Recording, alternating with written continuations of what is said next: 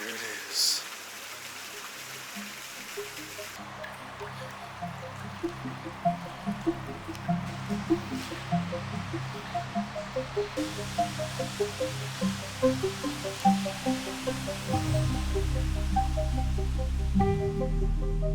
From an old tunnel system hidden deep within the forest, to an abandoned factory with tons of strange activity happening inside. And lastly, an abandoned house in East Cleveland, where 5 people were murdered. This is a quick preview of videos that are coming soon.